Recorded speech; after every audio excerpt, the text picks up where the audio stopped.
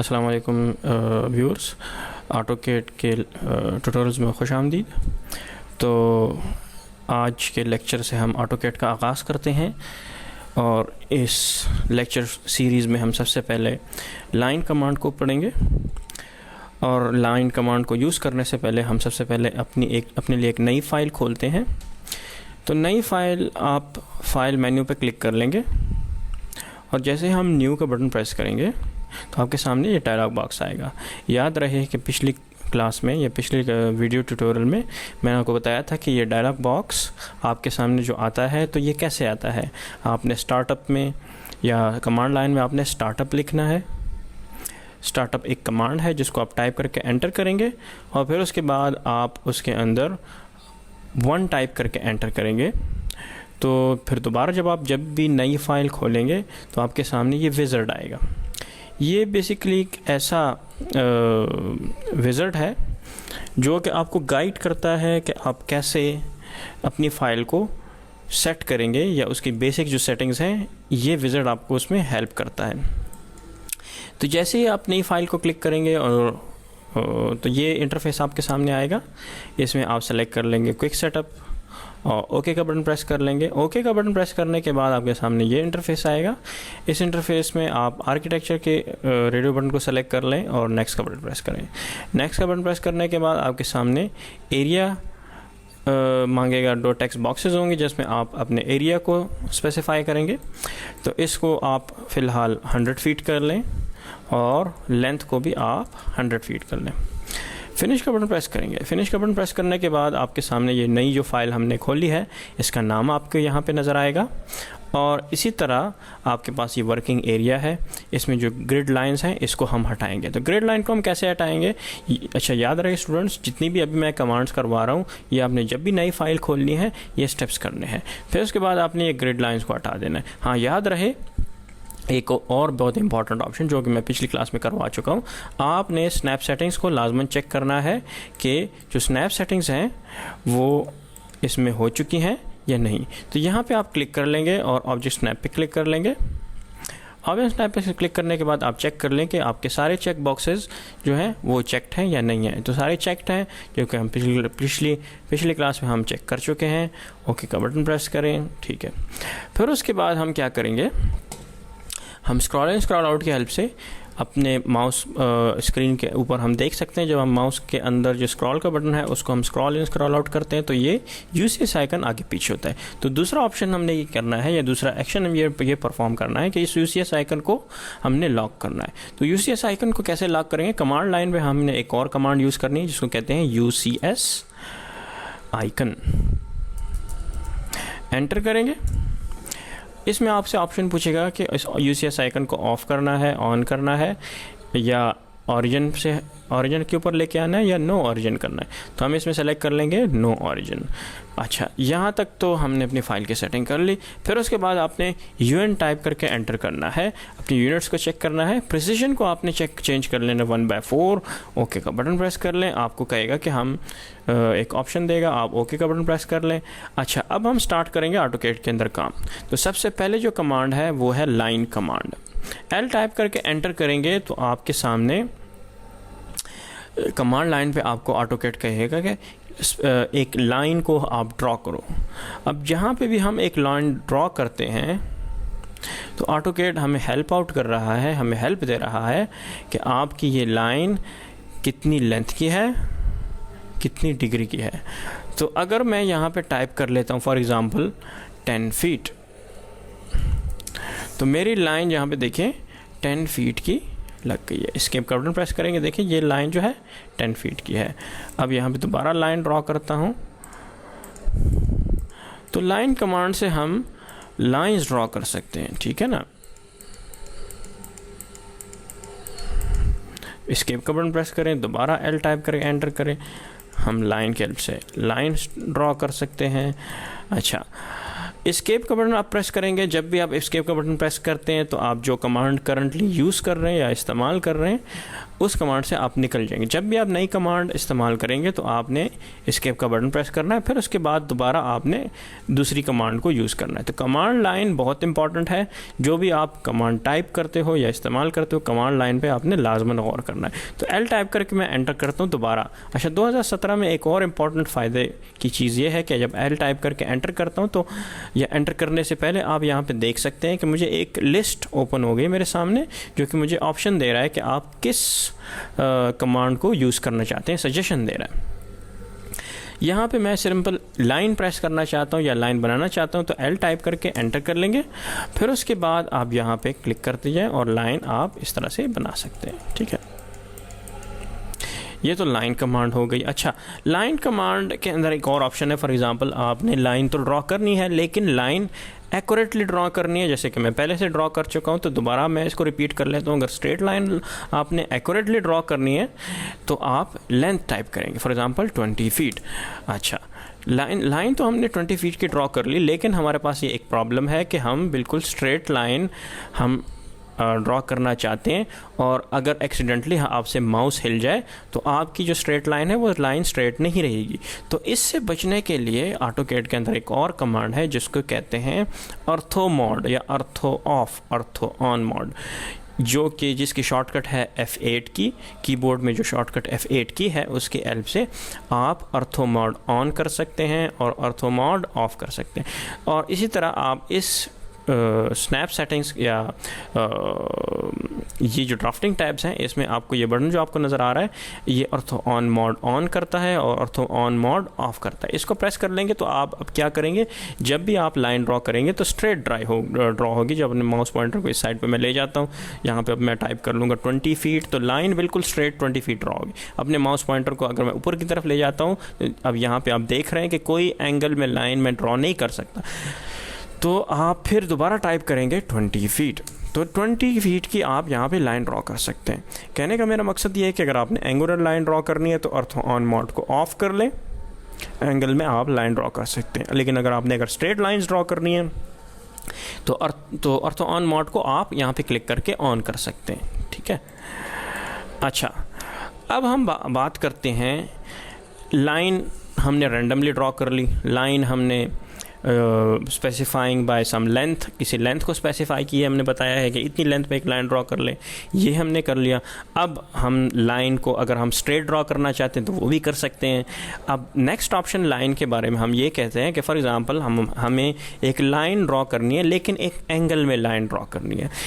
अब एंगल हम अगर स्पेसिफाई करना चाहते हैं एक्यूरेटली, तो उसके लिए आपने क्या करना है, आपने दोबारा कीबोर्ड से एल टाइप करके एंटर करना है और किसी एक जगह पे क्लिक कर देना है। जैसे कि कमांड लाइन में मुझे कह रहा है स्पेसिफाई फर्स्ट पॉइंट, यहाँ पे मैं क्लिक कर लेता हूँ किसी भी पॉइंट पे। अब इस पॉइंट पे जब मैंने क्लिक किया तो अब देखें ऑर्थो ऑन मोड ऑन है, इसको मैं ऑफ कर लेता हूँ। अब मैं किसी भी एंगल में लाइन ड्रॉ कर सकता हूँ, लेकिन एक्यूरेटली मैं किसी किसी एंगल में लाइन ड्रॉ करना चाहता हूँ विद सम स्पेसिफिक लेंथ। तो अब मैं क्या करूँगा, मैं टाइप करूँगा shift@। टाइप करने के बाद देखें आपसे पूछ रहा है कि आप कितनी लेंथ पे एक लाइन ड्रॉ करना चाहते हो। मैं चाहता हूँ कि 30 फुट की लेंथ हो मेरी लाइन की, और लेस देन साइन हम फिर टाइप करेंगे। लेस देन साइन हमें बता रहा है कि आप कितना एंगल देना चाहते हैं।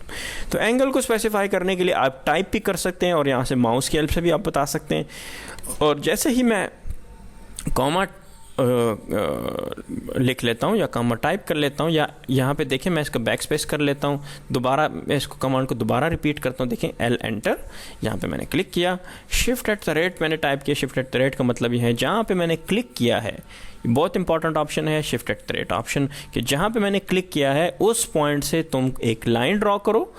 @ का मतलब ये है कि उस पॉइंट से तुम एक लाइन ड्रॉ करो, और लाइन जो है आपकी, उस लाइन की लेंथ कितनी होगी, फिर उसके बाद लेंथ आप टाइप करेंगे 20 फीट।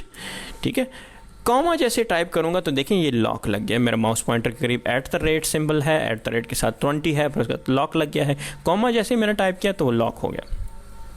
फिर उसके बाद आपने क्या करना है, आपने उसको बताना है एंगल कितना हो, आपकी लाइन का एंगल कितना हो, या किस एंगल में आप ये लाइन ड्रॉ कर रहे हो।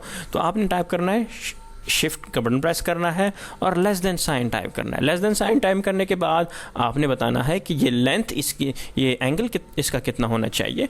तो आपने इसका एंगल फॉर एग्जांपल 45 डिग्री देना है, तो 45 टाइप करके एंटर कर लें। अब देखिए यहाँ पे 45 डिग्री पे ये लाइन लग गई, ठीक है।